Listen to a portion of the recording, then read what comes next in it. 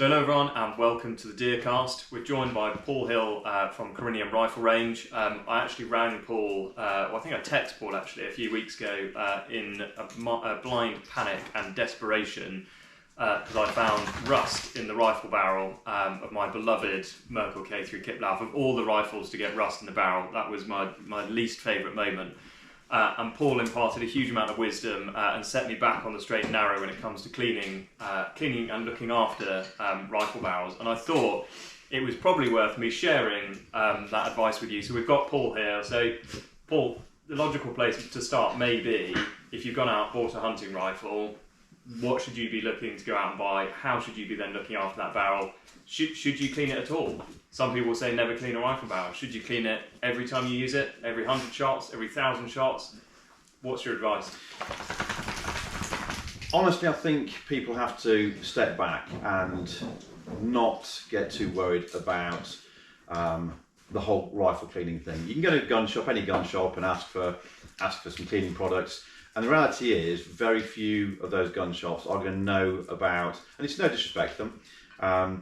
You know, they've got stuff to sell, they've got margins to make, they've got suppliers to keep happy.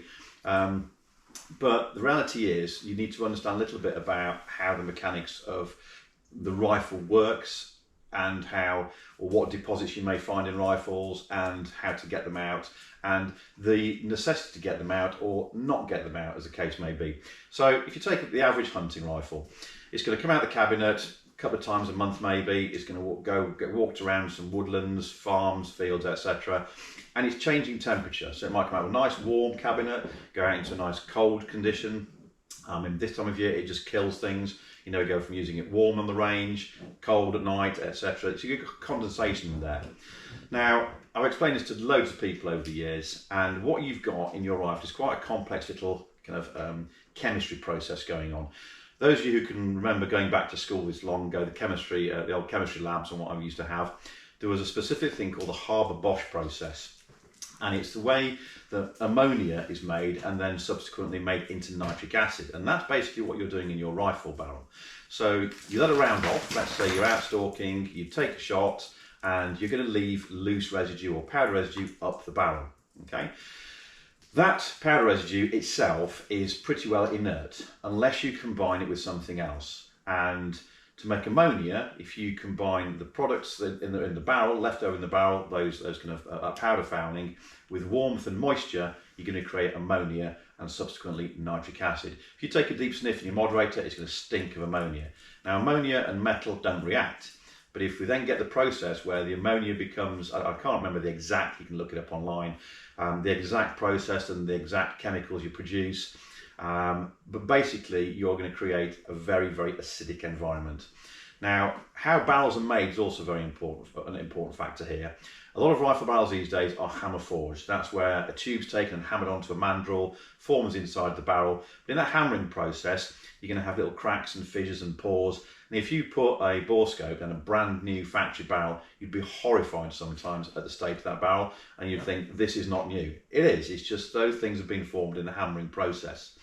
But they're like tooth decay. You know, you get a little tiny hole, fills with acids, and it just gets bigger and bigger and bigger. That's where your pitting comes from. So we've got to make sure we remove that loose fouling as a priority, okay? How you do it is very, very simple. Some people use a bore snake. Not a fan of bore snakes. We are big fans of something I've shown you, a particular cleaner system we were showed about 6 or 7 years ago, and we use it religiously. It is really, really simple. It is a pull-through system, but you combine those pull-throughs with a couple of, not solvents as such, but a couple of liquid products. One's oil-based, one's acetone-based, to remove that loose fouling, neutralise anything nasty in there, and leave a protective coating. The acetone one will leave a protective coating for a couple of weeks. The oil-based one will last for a longer period of time. When we talk about chemical cleaning is important because the other thing you're going to leave behind in the barrel is carbon and copper. Now, going back to the hammer forged barrel, you've got these little pores and what have you, then copper can smooth those out, you know, and it can help. It's not smooth the barrel out because it's smooth metal inside there anyway, but it won't have a detrimental effect in a hunting rifle as it may in a match barrel. Hunting rifles are not made to the same tolerances as match barrels. Match barrels are cut rifling. They're hand lapped to much finer tolerances. And oftentimes you'll find some riflesmiths will supply lapping bullets, so a special bullet to load with kind of a lapping paste in it, so it smooths any kind of sharp edges out. And any deposition of copper in those barrels can have a detrimental effect. It can give you little kind of raised areas of copper deposition, and it can affect accuracy. So match shooters are much more inclined to get all the copper out of their barrel. Not just that, they're starting from a new barrel every single time. So they know they've got like a datum point, for every single time they shoot, they're going to have a known factor there, okay? And they'll use chemical solvents. We've got a couple of chemical solvents here that we use for scrubbing out. If I go and do some long range stuff over at Orion Firearms, I only go once a year. I'll maybe shoot 200 or 300 rounds down it. I'll come back, decopper it, oil the barrel, stick it away for storage, leave it at that.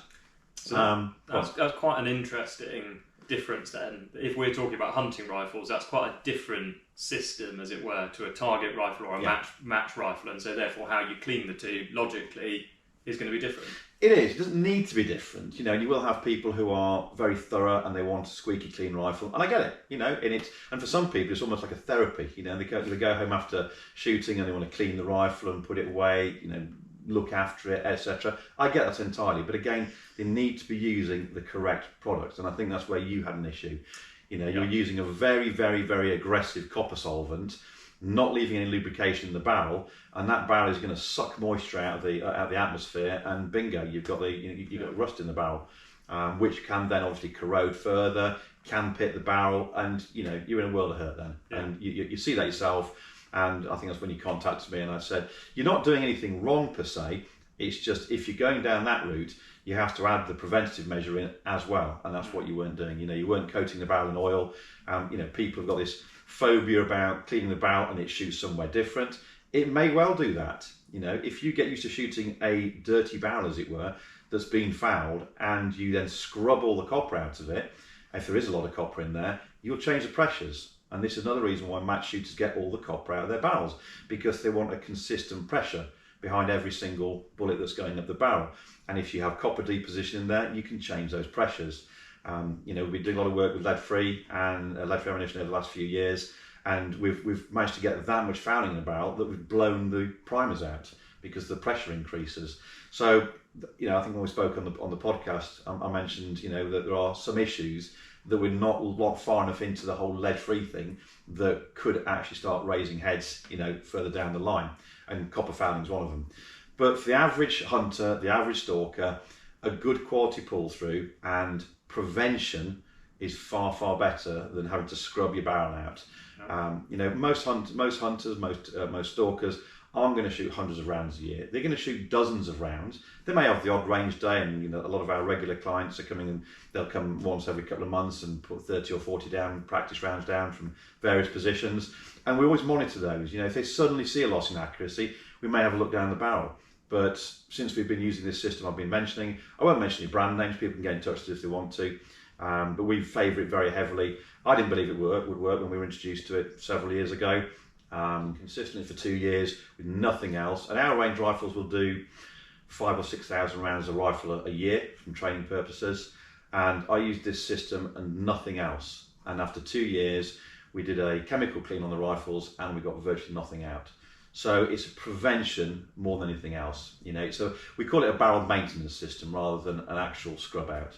And is that a system you'd recommend using after every single shot, or every 10 shots, 100 shots? I would say every time you've actually taken the rifle out, because those atmospheric conditions will affect metal. If you chill metal and warm it up, you're going to get condensation. I can be out there all day, particularly this last week, it's been kind of very low temperatures, 1s, 2s, -3 yesterday all day. I have a rifle out there all day, I bring it in here and it's absolutely dripping wet. So then I have to let it acclimatise, warm up, and then I will clean it. And that's something else that stalkers should really be aware of. If they're going to bring their rifle from a cold situation into a warm situation, let it acclimatise before you do anything to it. I'm not saying leave it propped up against the back door or against the arbor or something, but obviously with firearms licensing as it is, they're looking for any excuse to take rifles off people. Put it away safely, but go back to it an hour or two later when it's come up to room temperature, and then clean it. Get all the moisture out of it, off it. Metal and oil don't go great together. Yes, it protects from corrosion, but you mustn't get oil in the chamber. The holes in the chamber are not for putting oil in. The holes in your bolt are not for putting oil in. They're for pressure escapes. Yeah. Yet routinely we see people bringing rifles here that are wringing wet with oil. You're going to get massive pressure spikes if you get liquids in the chamber, either from the bolt or you've got it in the chamber yourself. So be aware of what you're doing with the rifle. Ask people what they do. Please don't believe this nonsense about not cleaning your rifle. Okay, I have pictures, I have documentary evidence of rifles that we have condemned, to death. Basically, they've just not cooked them, but they've shot them and not cleaned them. And add in there the moisture effect from condensation or what have you, and it kills barrels. I've seen some horrendous things and some nice rifles, some really nice rifles. And you tell an owner, I'm sorry, that ain't ever going to shoot again because you've not cleaned it, and they kind of wake up. Yeah. So some people are worried that if they over clean a rifle, they're going to wear it out, and so therefore don't touch it because they'd rather just leave it alone. Is that another myth as well, or is complete and utter nonsense? Okay, complete and utter nonsense. The hardness of the steel from which rifle barrels are made. Yeah, if you're putting a diamond brush up there, you can do some damage. But you're sending a projectile up a barrel at 2,000 miles an hour, metal on metal. To give you an example, we've recently not condemned, but we have retired gracefully one of the 308 barrels, the R8 Blaser R8 308 barrels from the range, because it's not as consistent with a number of types of ammunition. It still shoots okay. It'll do an 1.5 inch group with a particular kind of ammunition, but that rifle barrel done 68,000 rounds. 68,000. Correct. The one that we'll be putting on the range next week for a level 1 course, where people need an accurate rifle to shoot with, has done around 60,000, and it's still shooting sub-inch groups all day long. And that's a 308 as well. That's a 308. Now, granted, 308 is not a high pressure round. Yep. It's a nice, easy, soft round. But we have been pretty horrible to our rifles. We look after them. We clean them every single day. Every single day, they get cleaned. When they get shot, obviously. But in the summertime, we'll abuse them. We'll be down on the ball range, putting a couple of 100 rounds through it. Then they'll do a level 1 course. We are hard on our rifles. It's as simple as that. Which is why we recommend the rifles we do, because we can't break them. And if I can't break a rifle here, then I doubt very much that any stalker is going to do any damage to it. Yeah. Over cleaning rifles, we hear all this nonsense about, if you pull a bore snake out at an angle, the nylon might wear the crown down. Yeah, I'm not convinced. I'm really not. It's not in my lifetime anyway. There you go. Well, thank you very much, Paul. Hopefully that gives all of you a bit of comfort to know what you're doing with rifles when it comes to cleaning them. And I think the message, and Paul will probably correct me on this, is clean your rifle. You can't damage it by cleaning it, or you're unlikely to damage it by cleaning it. You're more likely to damage it by not cleaning it. And for a hunting rifle, there is a difference in terms of cleaning, or can be a difference between that and potentially a target or a match rifle. So know what your rifle is, what its purpose is, and have a chat to someone like Paul who can guide you on how to go about cleaning that rifle. As per usual, thank you very much, Paul. Thank you very much for joining us, guys. Please remember to comment, like, and subscribe. Any questions, drop them in the comments below.